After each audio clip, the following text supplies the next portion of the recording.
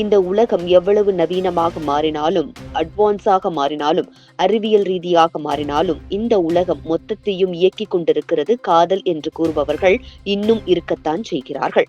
அது தவறு என்று கூற முடியாது.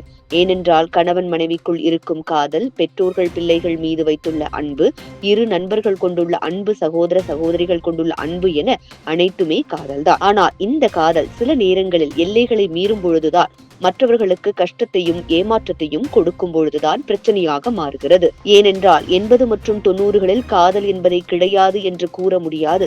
அன்றும் காதல் இருந்தது. ஆனால் அன்று பல காதல் வெளிப்படுத்தாமலேயே மறைத்து வைக்கப்பட்டுள்ளது. ஆனால் தற்போது ஆண்களை விட பெண்கள் தங்கள் காதலை தைரியமாக வெளியில் கூறும் அளவுக்கு சமூகம் மாறிவிட்டது. ஆண்களும் அவர்களுக்கு நிகராகவும் அவர்களை விடவும் உங்கள் காதலை வெளிப்படுத்துகிறார்கள். ஆடம்பரமாகத்தான் காதலை வெளிப்படுத்த வேண்டும் என்றல்ல, தன் மனதில் நினைத்ததை அந்த பெண்ணிடம் கூறுவதற்கு தனி ஒரு தைரியத்தை ஒரு ஆண் வரவழைத்துக் கொள்கிறார்.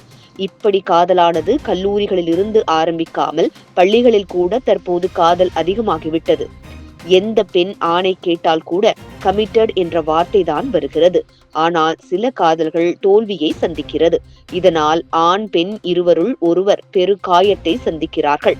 மனதளவிலும் உடைந்து போய்விடுகின்றனர். இது ஒரு பக்கம் இருந்தால், மற்றொரு பக்கம் ஏமாற்றும் வேலைகளும் இந்த காதல் மூலம் நடக்கிறது. காதலை தவறாக பயன்படுத்தி ஏமாற்ற வருபவர்களின் பலர் இருக்கின்றனர். சமீபத்தில் கூட காதல் என்ற வார்த்தையை பயன்படுத்தி கல்லூரியில் இருந்த பல பெண்களை ஒரு இளைஞன் ஏமாற்றிய செய்தி வெளியாகி பரபரப்பை ஏற்படுத்தியிருக்கிறது.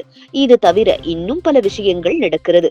அதனாலேயே சில பெற்றோர்களுக்கு இன்றளவும் காதல் மீது அதிக நம்பிக்கை ஏற்படுவதில்லை.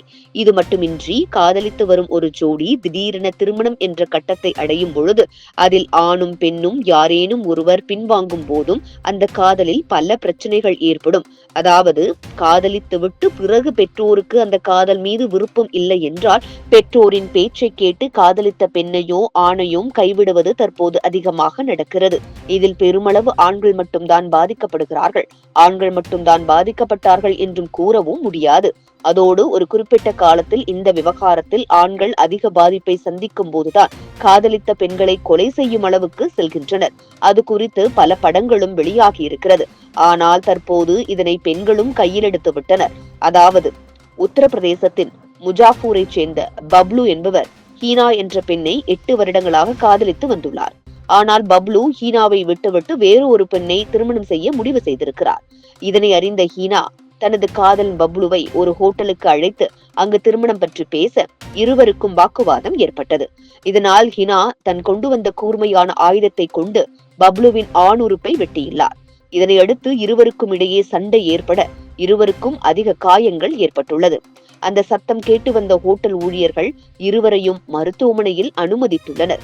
மேலும் போலீசார் இது குறித்து விசாரணை மேற்கொண்டு வருகின்றனர். நிகழ்வுகள் அரசியல் தகவல்களை ஆழமாக மாறுபட்ட கோணத்திலும் அறிந்து கொள்ள மறக்காமல் பாரத் மெயில் 24 பக்கத்தை பின்பற்றிக் கொள்ளுங்கள்.